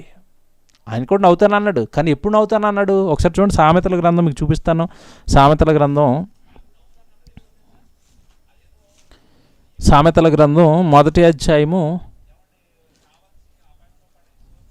22 చూడండి. సామెతల గ్రంథం మొదటి అధ్యాయము 22 చూస్తే, ఎట్లనగా జ్ఞానం లేని వారారా మీరు ఎన్నాళ్ళు జ్ఞానం లేని వారుగా ఉండకూడదురు. జ్ఞానం లేని వాళ్ళారా మీరు ఎంతకాలం జ్ఞానం లేని వారుగా ఉండిపోతారు. అపహాసకులారా మీరు ఎన్నాళ్ళు అపహాస్యం చేయుచు ఆనందింతురు. చూసారా ఎంతకాలం రా కామెడీ చేసుకుని నవ్వుకుంటారు? కామెడీ వాళ్ళకి చెప్తున్నాడు ఈ మాట. మీరు ఎన్నాళ్ళు చూసారా, మీరు ఎన్నాళ్ళు జ్ఞానం లేని వారుగా ఉండిపోతారు. అపహాసకులారా హాస్యం, కామెడీ, ఊరకనే తెల్లారితే నవ్వు, రాత్రి అయితే నవ్వు ఆ టీవీ కట్టేగానే మళ్ళీ ఏడుపు. ఇదేం నవ్వురా మీకు? ఇది నవ్వు అని ఎలాగ అనిపిస్తుందిరా మీకు? అపహాసకులారా మీరు ఎన్నాళ్ళు అపహాస్యము చేయుచు ఆనందింతురు. ఎంతకాలం రా జబర్దస్త్ని బట్టి ఆనందం చేస్తారు? ఎంతకాలం ఆ కామెడీ ప్రోగ్రామ్స్ని బట్టి, ఎంతకాలం ఆ కామెడీ సీన్లను బట్టి, ఎంతకాలం బ్రహ్మానందం నవ్విస్తున్నాడు, పృథ్వీ నవ్విస్తున్నాడు. ఈ మధ్యకాలంలో ఏమంటే ఫేమస్ పేర్లు వచ్చేసిన వెన్నెల కిషోర్ అంటే ఎవరో, అతనంటే టాప్ కామెడియన్ అంటే ఇప్పుడు బ్రహ్మానందం. ఏమంటే ఇంకా ఉన్నారు కదండి వీళ్ళందరూ కామెడీ యాక్టర్లు. ఈ సీన్లు అండి యూట్యూబ్లో మనం ప్రసంగాలు ఎడుతుంటే వాళ్ళు కామెడీ సీన్లు కట్ చేసి ఎడతారు. వాళ్ళు ఎంతకాలం రాయి చూసి ఆ వెకిల్ నవ్వులు చూసి ఎంతకాలం ఆనందపడతారు? అక్రమ సంబంధాలను కామెడీ రూపంలో చూస్తే నువ్వు నవ్వుతున్నావేంటి? అయ్యో వీడు అక్రమ సంబంధం పెట్టుకున్నాడని వాడి కొరకు బాధపడాల్సింది పోయి, వాడికి వాక్యం చెప్పి వాడిని బాగు చేయాల్సింది పోయి, వాడు నవ్విస్తుంటే నువ్వు నవ్వుతావా? చూసారండి, ఏం అర్థం కాలేదుగా మనకి. చూడండి ఆ తర్వాత మాట చూడండి ఎంత బాగుందో. అపహాసకులారా మీరు ఎన్నాళ్ళు అపహాసం చేయుచు ఆనందింతురు. బుద్ధిహీనులారా మీరు ఎన్నాళ్ళు జ్ఞానమును అసహించుకుందురు. నా గద్దింపు వినుడి, నా ఆలకించుడి. నా ఆత్మ మీ మీద కొమ్మరింతును, నా ఉపదేశం మీకు తెలిపేదను. నేను పిలవగా మీరు వినకపోతే ఎన్నిసార్లు పిలిచాను, రండిరా అంటే మాకు జబర్దస్త్ ఉంది, మేము రాము, పటాసు ఉంది రాము, కామెడీ ప్రోగ్రామ్స్ ఉన్నాయి, నవ్వులు ఉన్నాయి, ఆటలు ఉన్నాయి, పాటలు ఉన్నాయి, విందులు ఉన్నాయి, లోకంలో సుఖభోగాలు ఉన్నాయి, పార్కులు ఉన్నాయి, పార్టీలు ఉన్నాయి, మేము రాము. ఎంతకాలం పిలిచినా మేము రాము అన్నారు. రాకపోతే నాకేంటి, పిలిచినంతకాలం పిలుస్తాను, తండ్రిగా నా బాధ్యత అది. స్వార్థతో పిలుస్తాను, వాక్యంతో పిలుస్తాను, లైవ్లతో పిలుస్తాను, సెమినార్లతో పిలుస్తాను, సభలతో పిలుస్తాను. రండి నా జ్ఞానం నేర్చుకోండి, మీ బ్రతుకులు మార్చుకోండి అని సేవకుల్ని నిలబెట్టి మీ వెనక పడ్డాను. రండి అని పిలిచాను, మీరు రారుగా. అప్పుడు చూడండి, నేను పిలవగా మీరు వినకపోతిరి, నా చేయి చాపగా ఎవరినూ లక్ష్య పెట్టకపోయిరి, నేను చెప్పిన బోధ ఏమీ మీరు వెనక త్రోసివేసితిరి, నేను గద్దెంపగా లోబడకపోతిరి, కాబట్టి మీకు అపాయము కలుగునప్పుడు నేను నవ్వెదను. ఏం చేయలేక నవ్వుకోకపోతే? నేను మీ వెనకాల పడ్డప్పుడు మీరు నన్ను ఎగతాళి చేశారు. ఇందాక అన్నాడుగా, ఎంతకాలం రా ఎగతాళి చేయదురు అన్నాడుగా. నేను మీ వెనకాల పడుతుంటే దేవుడిని నమ్మండి అమ్మా, దేవుడి కొరకు బ్రతకండి అమ్మా అంటే నవ్వండి, మమ్మల్ని చూసుకుని నవ్వుతారు చాలామంది. ఈయనకి పనే ఉండదని అంతమాన దేవుడు అంటాడు, ఇంకో ప్రపంచం తెలీదు. ఇప్పుడు కాకపోతే ఎప్పుడు ఎంజాయ్ చేస్తాం? యవన కాలంలో దేవుడి దగ్గర రమ్మంటాడు, పనులు చేయమంటాడు. మనకి ఎంజాయ్ చేయడానికి ఎంత లోకం ఉంది, ఎంత కాలం ఉంది. దేవుడి పని ఎప్పుడు చేయాలి? ముసలైపోయినాక చేయాలా? ఈ రేటే పొద్దున్న లేస్తే దేవుడు, సాయంత్రం లేస్తే దేవుడు. ఇంకో లోకం వద్దా మాకు? స్మార్ట్ ఫోన్ వద్దా? ఆ స్మార్ట్ ఫోన్లో చాటింగ్లు వద్దా? ఆ స్మార్ట్ ఫోన్లో వీడియోలు వద్దా? ఆ స్మార్ట్ ఫోన్లో వీడియో కాల్స్ వద్దా? ఆ స్మార్ట్ ఫోన్లో మేము ఒకరితో ఒకరు పనికిరాని ముచ్చట్లు పెట్టుకుని గంటల తరబడి కాలయాపన చేయొద్దా? ఏంటి దేవుడి కొరకు బ్రతకమంటాడు? ఎప్పుడు దేవుడు పని చేయమంటాడు? ఆ సినిమాలు చూడొద్దు అంటాడు, ఆ జబర్దస్తులు చూడొద్దు అంటాడు. ఏమి నేర్చుకుంటావు వాటి వల్ల? నీకేం ఉపయోగం? చూపిస్తాను ఇప్పుడు మంచి వచనం, సూపర్ వచనం రాసిరండి దేవుడు. హ్యాట్స్ ఆఫ్ బైబిల్కి. మీరు ఎంతకాలం ఇలాగా ఉండిపోయి ప్రమాదం తెచ్చుకుని, ఆ ప్రమాదంలో పడ్డ తర్వాత ఇంకా అక్కడ కామెడీలు ఉండవు. హలో హలో హలో దేవా ఉన్నావా? ఏంటి మరి నేను ఇలాగైపోయాను, బెడ్ మీదకి వచ్చేసాను, బెడ్ దొరకటం లేదు, తర్వాత ఏమో ఆక్సిజన్ దొరకటం లేదు, ఆనందయ్య మందు దొరకటం లేదు, ఏంటి నా పరిస్థితి, ఉంటానా పోతానా, దేవా అంటే భలే జరిగిందిరా నీకు, భలే జరిగింది, నీకు జరగాలి అలాగా. ఎంతకాలం రా నీ వెనకపడ్డాను నేను, ఎంతకాలం రా నీకు వాక్యం చెప్పాను, ఎంతకాలం రా మారమని చెప్పాను, బాగా జరిగింది నీకు. దేవుడు అండి విసిగిపోయి మాట్లాడిన మాట అండి అది, విసిగిపోయి మాట్లాడిన మాట. ఎన్నాళ్ళు నేను మీ వెంట పడ్డాను, మిమ్మల్ని పిలిచాను, నా చేయించాను, నా బోధనిచ్చాను. దేవుడిని తోసేయటమే. వద్దు దేవుడు మాకొద్దు. దేవుని పిల్లలారా, ఏమండి నిజంగా ఒక వీడియో మీకు చూపిస్తాను చూడండి. నవ్వడానికండి ఇది ఎంత విచిత్రం అంటే, వీళ్ళు గంట సేపు నవ్విస్తారు కదండి, నవ్వుకోవడానికి ప్రోగ్రామ్స్ అవసరం లేదు. లాఫింగ్ గ్యాస్ అని ఒకటి వచ్చిందండి. రెండో వీడియో ప్లే చేయబాబు, ఇది పెద్దగా ఉంటుంది. రెండో వీడియో ఉందా? ఇదే ఉందా? ఇంకోటి చిన్న వీడియో పంపించాను. ఏంటి ఒక చిన్న వీడియో చూపిస్తాను. సినిమాలో బిట్టండి అది. కాకపోతే మన సినిమాలను సపోర్ట్ చేయడానికి కాదు, సీన్ ఎలాగుందో చెప్పడానికి, అంటే ఎలా మారిపోతారో వ్యక్తులు చెప్పడానికి మీకు అది చూపిస్తున్నాను. ఒక రౌడీ సమూహం అండి చంపడానికి వచ్చేసరికి వాళ్ళు ఏం చేశారంటే, ఈ రౌడీల మీద లాఫింగ్ గ్యాస్ వేస్తారు. అంటే అది ఒక రకమైన గ్యాస్ అండి, వాయువు. అది లోపలికి వెళ్ళగానే ఇమీడియట్గా కితకితలు పెట్టినట్టుగా అయిపోద్ది. ఆ గ్యాస్ లోపలికి వెళ్ళగానే ఇమీడియట్గానండి వాడు ఎంత సీరియస్గా ఉన్నా, మీకు అర్థమయ్యేటట్టుగా చెప్పాలంటే, భర్త చచ్చిపోయి ఏడుస్తున్న ఆవిడకి కూడా ముక్కులో అది ఇస్తే ఆవిడ నవ్వుతుంది. మీకు ఇంకలాగా అర్థమవుతుంది. భర్త చచ్చిపోయి బోరుమని ఏడుస్తున్న ఆవిడ దగ్గరికి వెళ్ళండి, ముక్కులో ఈ గాలి వేసారనుకోండి, ఆవిడ కూడా నవ్వుతుంది. అంటే అది ఎలాంటిదంటే నవ్వించే వాయువు అది. ప్లే చేస్తారు చూడండి. వచ్చిందా బాబు? చూడండి, ప్లే చేస్తున్నారు, మీరు జాగ్రత్తగా చూడండి. ఇది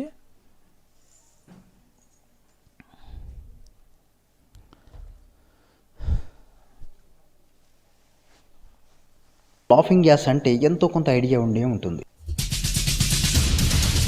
హలో ఫ్రెండ్స్, ఎలా ఉన్నారు? నైట్రస్ ఆక్సైడ్ అనగానే ఎవరికి అర్థం కాకపోవచ్చు. అదే లాఫింగ్ గ్యాస్ అంటే ఎంతో కొంత ఐడియా ఉండే ఉంటుంది. సౌండ్ వస్తుందా?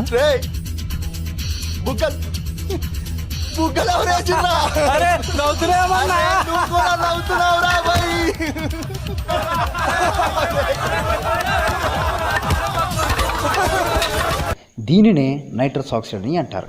అసలు ఈ లాఫింగ్ గ్యాస్ పీలడం ద్వారా ఎందుకు నవ్వు వస్తుందో అని ఎప్పుడైనా ఆలోచించారా?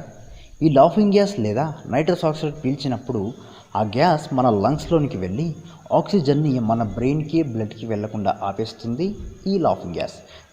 చూడండి, రౌడీలు అంటే చంపడానికి వచ్చిన వాళ్ళు నవ్వుతున్నారు.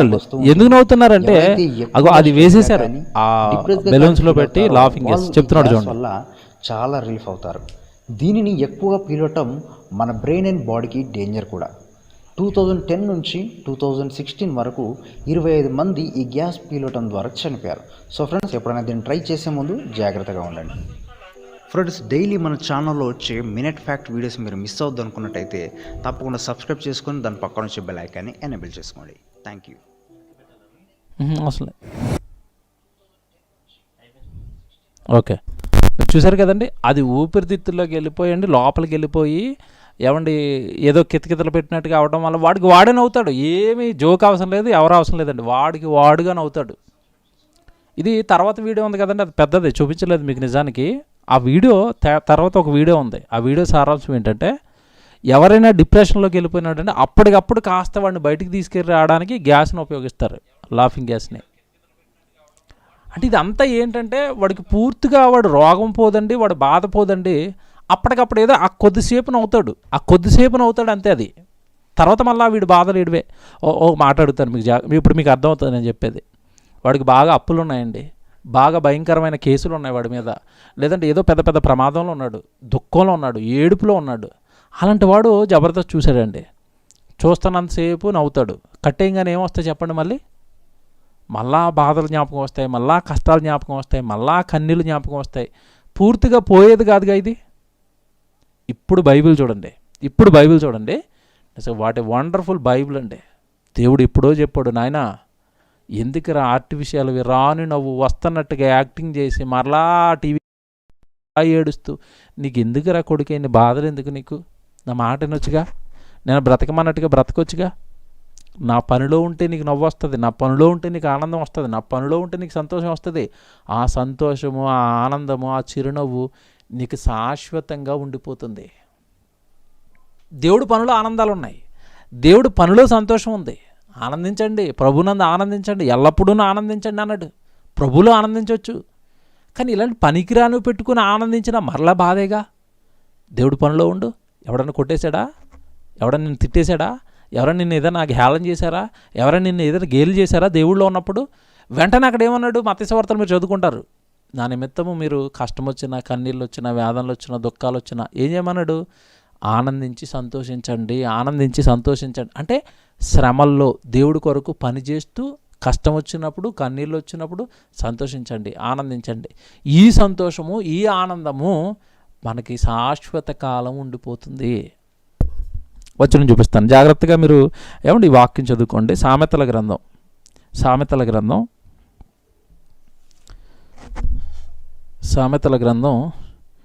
14వ అధ్యాయం చూద్దామండి. 14వ అధ్యాయము 14వ అధ్యాయం సామెతల గ్రంథం 13వ వచనం చూడండి. 14వ అధ్యాయము సామెతల గ్రంథం 14వ అధ్యాయము 13వ వచనం జాగ్రత్తగా చూద్దాం. ఒకడు నవ్వుచుండినను, ఎంత బాగుంది చూడండి. 13వ వచనం అండి. ఒకడు నవ్వుచుండినను హృదయమున దుఃఖమునుండవచ్చును అన్నాడు చూడండి. ఒకడు నవ్వుచుండినను హృదయమున దుఃఖముండవచ్చును, సంతోషము తుదకు వ్యసనమగును. వ్యసనంగా మారిపోద్దురా. లోపలేమో దుఃఖం ఉంది, పైకేమో నవ్వుతున్నట్టుగా కనపడుతున్నావు. టీవీ కట్టేస్తే మళ్ళీ నీ ఏడుపు నీదే. చివరికి ఇది ఎలా మారిపోద్ది అంటే నీకు చూడండి, ఎంత వండర్ఫుల్ బైబిల్ అండి. కన్నతండ్రికండి ఏమిచ్చి మనం రుణం తీర్చుకోలేమండి. ఎందుకంటే మన మధ్యలో మన జీవితంలో జరిగే ప్రతిదీ రాస్తారండి బైబిల్లో. ఇప్పుడు కామెడీ అనేది పేట్రేగిపోతున్న ఈ కాలంలో అది వ్యసనంగా మారిపోద్దని ఎప్పుడండి క్రీస్తుకు పూర్వం చెప్తున్నాడు. మరి చూడండి ఎంత బాగుంది. మళ్ళీ చదువుతున్నాను అన్నమాట. ఒకడు నవ్వుచుండినను హృదయమున దుఃఖముండవచ్చును. ఉందా లేదా చెప్పండి? నవ్వే వాళ్ళు అందరూ హ్యాపీగా నవ్వుతున్నారా? లోపల బాధలు అలాగే ఉంటాయి, అప్పుల బాధలు అలాగే ఉన్నాయి, కష్టాలు అలాగే ఉన్నాయి, కన్నీళ్ళు అలాగే ఉన్నాయి. టీవీ కట్టేస్తే మళ్ళీ పొద్దున్న జబర్దస్త్ అయిపోగానే పొద్దున్న డ్యూటీ, ఆరోగ్యం బాగోలేదు, ఇవన్నీ జ్ఞాపకం వచ్చేస్తున్నాయి మీకు. వెంట వెంటనే వచ్చేస్తున్నాయి. లోపల దుఃఖం ఎక్కడికి పోయిందండి? ఆర్టిఫిషియల్ నవ్వు అంటున్నాను ఇందాక నుంచి నేను. ఎందుకే ఆర్టిఫిషియల్ అని ఎందుకు అంటున్నానంటే, మీరు హృదయపూర్వకంగా ఏమీ నవ్వట్లేదు. వాడు లేనిపోని కుళ్ళు జోకులు వేస్తుంటే నవ్వుతున్నారు మీరు, ఎవరినో కించిపరుస్తుంటే నవ్వుతున్నారు, పాపం చెప్తుంటే నవ్వుతున్నారు. హృదయంలో దుఃఖం మాత్రం అలాగే ఉంది. హృదయం బాగుపడలేదు. హృదయం బాగుపడితే, హృదయంలోనికి వెళ్ళిపోతే దేవుడి మాటలు వచ్చి ఆనందం ఉంటుంది. అది వేరండి. మళ్ళీ ఆ ఆనందం వేరు, ఆ నవ్వు వేరు. మళ్ళీ జ్ఞాన సంబంధమైన నవ్వు, జ్ఞానంతో కూడిన నవ్వు, జ్ఞానంతో కూడిన నవ్వు అండి అది. ఆ నవ్వు వేరు. ఈ పనికిరాని బూతులు, పనికిరాని మాటలు చూసి వచ్చే నవ్వు వేరండి. ఆ నవ్వు నవ్వినా లోపల నీ దుఃఖం అలాగే ఉంటుంది. ప్రసంగాలు చెప్తున్నాడు చూడండి, మాకు భలే నవ్వు వస్తుందండి. ఎవరినన్నా అంటే మాకు దేనివల్ల వస్తుందండి నవ్వు? జ్ఞానం. అబ్బా భలే చెప్పాడండి దేవుడు, భలే చెప్పాడండి మా తండ్రి, భలే రాసాడండి మా తండ్రి మా కోసం. ఈ నవ్వు వేరు. సరే, ఇలా నవ్వుకోండి. అబ్బా భలే చెప్పాడండి దేవుడు, భలే చెప్పాడండి, భలే చెప్పాడండి. నవ్వుకోండి, భలే చెప్పాడండి. ఏమంటే ప్రసంగాలు చేస్తాను మేము, ఒకళ్ళు ప్రసంగికులు మాట్లాడుకుంటామండి. మాట్లాడుకున్నప్పుడు అన్న అది ఎలా చెప్పాడు, అన్న అలా చెప్పాడు. అసలు అప్పుడు వస్తుందండి మాకు సంతోషం. ఒక్కొక్కటి కరెక్ట్గా మాకు అర్థమైపోతుంటే, విడిపోతుంటే భలే చెప్పాడండి దేవుడు, భలే చెప్పాడండి. చూసారండి, ఈ ఆనందం వేరు, ఈ సంతోషం వేరు. ఇందులోకి రండి, ఎల్లప్పుడూ శాశ్వతంగా ఉంటుంది ఇది.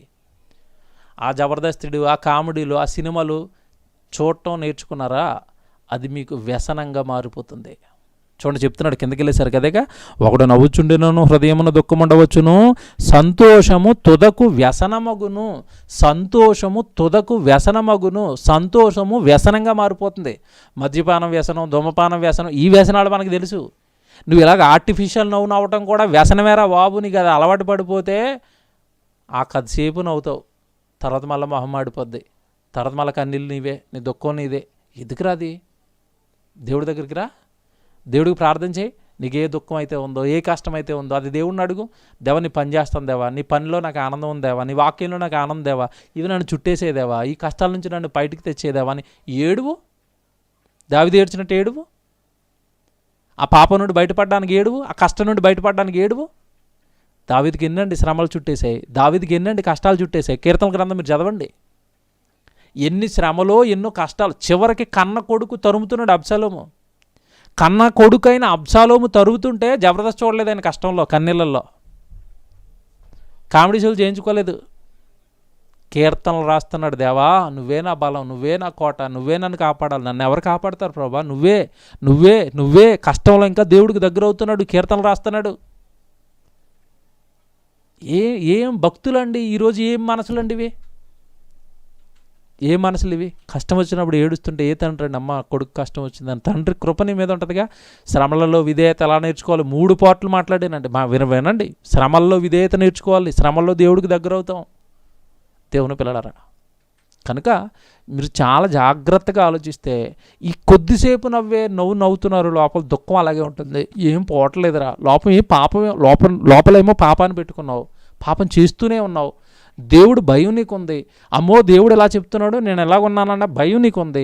భక్తిలో లేనని నీకు తెలిసిపోతుంది, నీ మనస్సాక్షి నీకు చెప్పేస్తుంది. భక్తిలో లేవు, పరిశుద్ధతలో లేవు, పవిత్రతలో లేవు, దేవుడి కొరకు చక్కగా బ్రతకటం లేదు నువ్వు. ఆ బాధ అంతా గుండెల్లో ఉంటుంది వాక్యం విన్నప్పుడు. ఆ బాధను పోగొట్టుకోవడానికి వెళ్ళి జబర్దస్త్ చూస్తే, నవ్వు ప్రోగ్రాం చూస్తే పోతుందా? ప్రయత్నం చేయాలిగా, దేవుడికి అనుకూలమైన జీవితం జీవించడానికి ప్రయత్నం చేయాలిగా. నీ జీవితాన్ని ఇవ్వాలిగా, నీ టైంని ఇవ్వాలిగా, నీ కాలాన్ని ఇవ్వాలిగా. ఎందుకు నువ్వు ఇలా పాడైపోతున్నావు? ఎందుకు నీ ఆత్మీయ జీవితాన్ని ఇది తెలియనట్టుగా, ఏమంటే చిన్నదే కామెడీ కదండి అన్నట్టుగా చిన్న అస్త్రాన్ని ప్రయోగించి దేవుడికి భిన్నంగా నీ జీవితాన్ని ఎలా మారుస్తుందో చూడు. కిన్నమైన ముఖం గుణపరుచును, హృదయాన్ని గుణపరుచును అన్నాడు. అంటే కాస్త దుఃఖముఖం అది గుణపరుస్తుంది అన్నాడు. నీకేమో 24 గంటలు కామెడీ షోలు రెడీ చేసి పెట్టింది అది.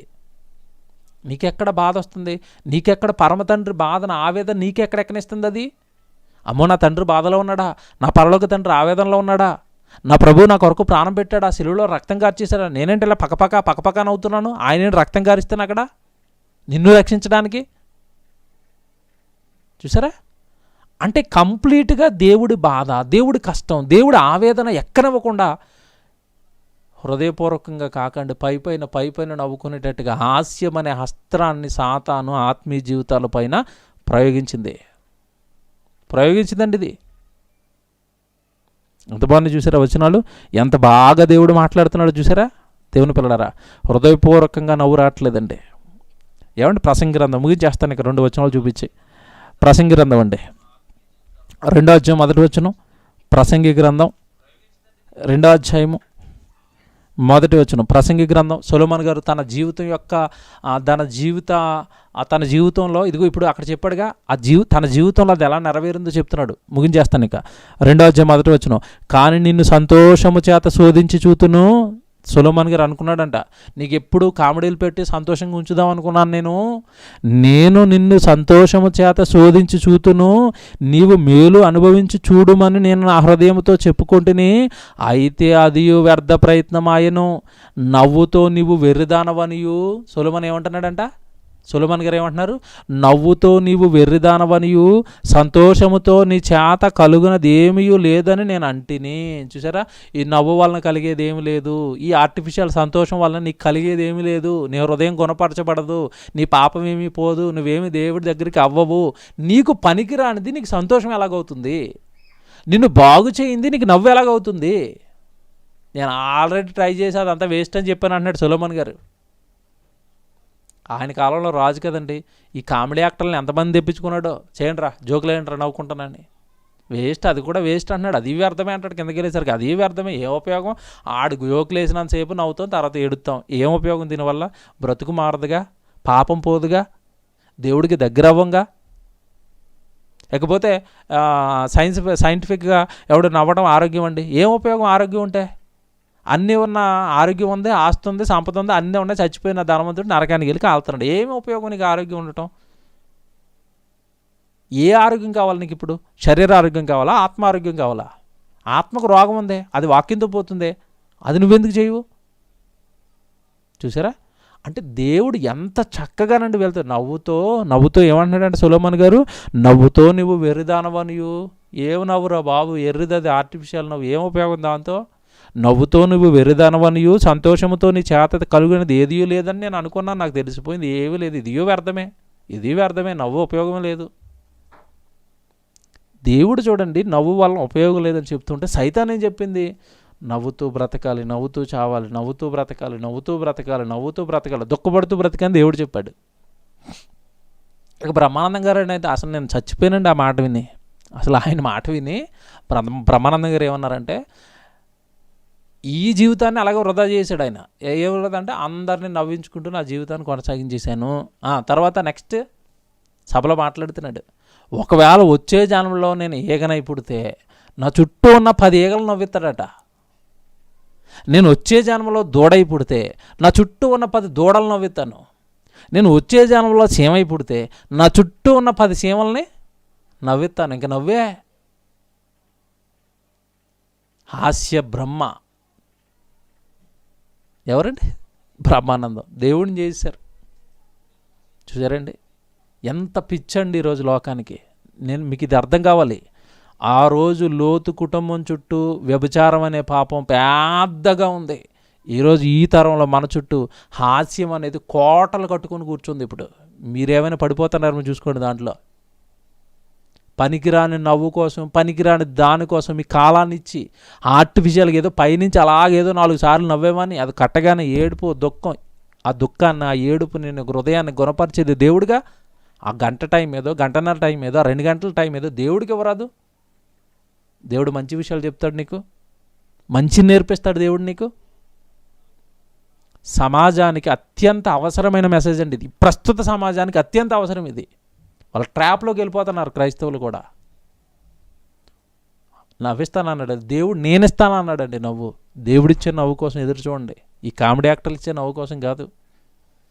ఇందాక ఒక న్యూస్ చూశానండి, లైవ్కి వచ్చేటప్పుడు ఏం జరుగుతుంది కామెడీ గురించి అని పెట్టేసరికి, కామెడీ యాక్టర్ పేరు ఉందండి, ఏదో పేరు హైపరాది, అతని మీద ఒక కేసు ఫైల్ అయింది ఈరోజు. అంతకుముందు ఒక కేసు ఫైల్ అయిందండి, ఇప్పుడో కేసు.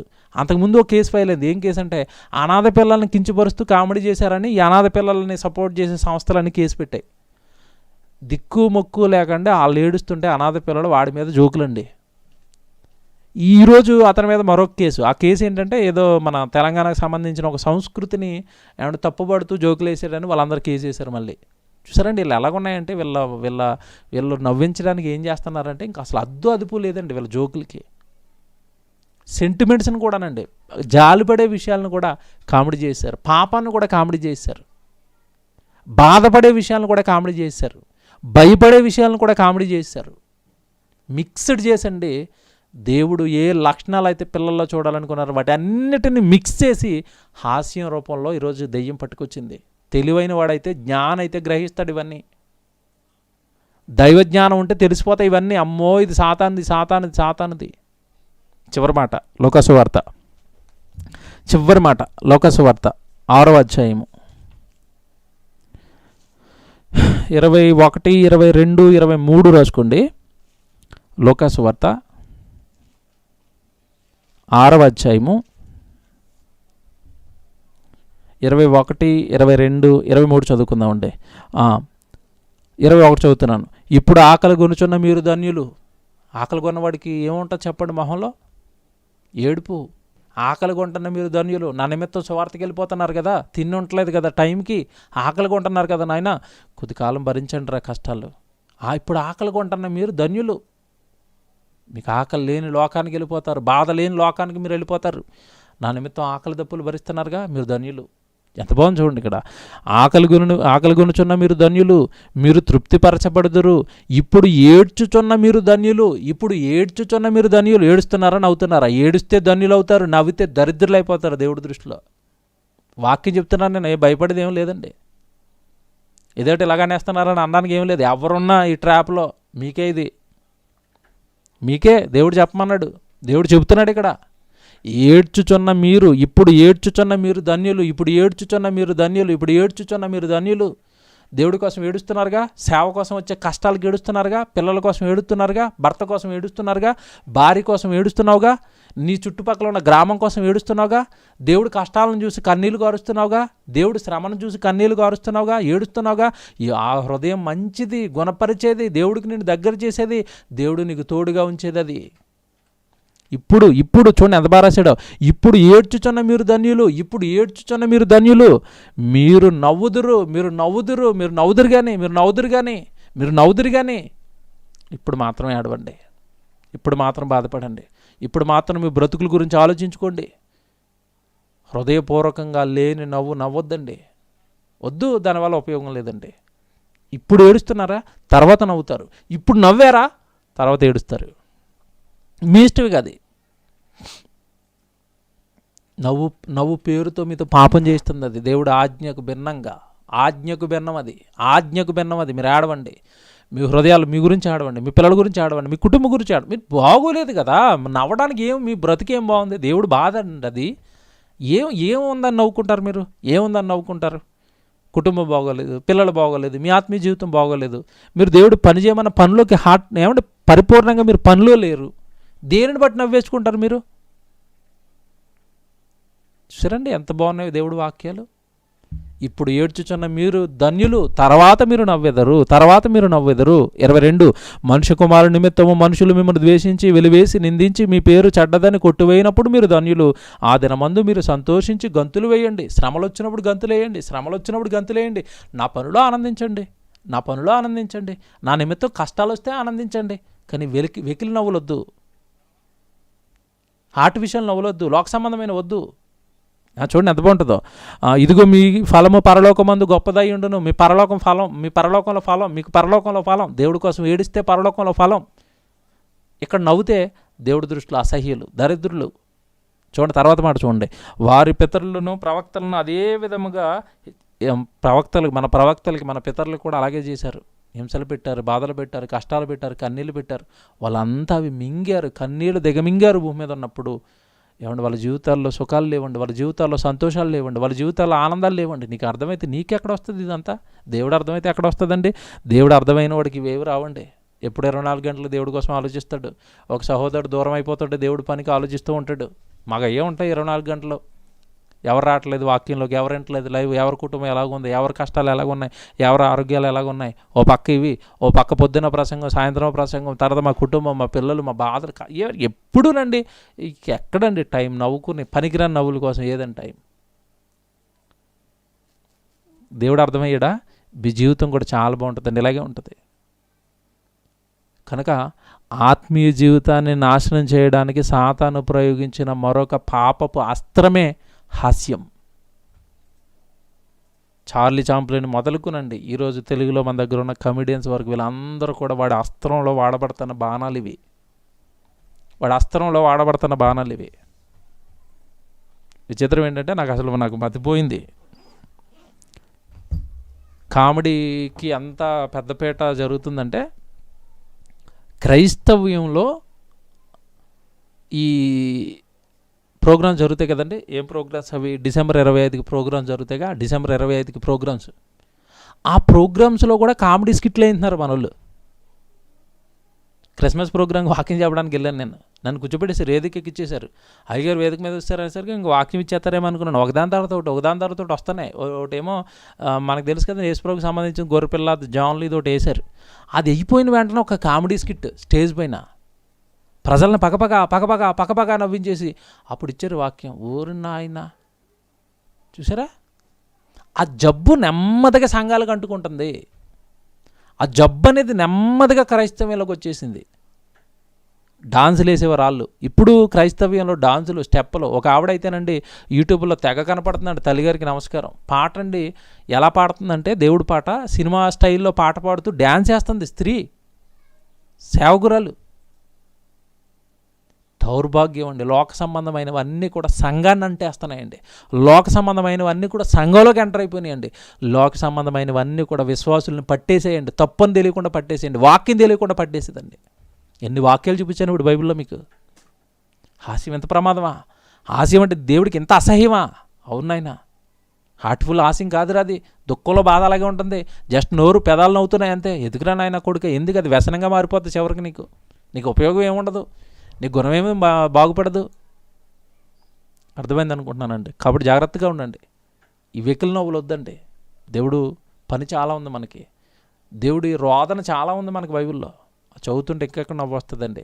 ఏం చేస్తున్నాను దేవుడికి నేను అన్న ప్రశ్న వస్తుంది. మనల్ని మన కుటుంబాలను చాలాగా కాపాడుతున్నాడు కదండి, రక్షించుకుంటున్నాడు కదా.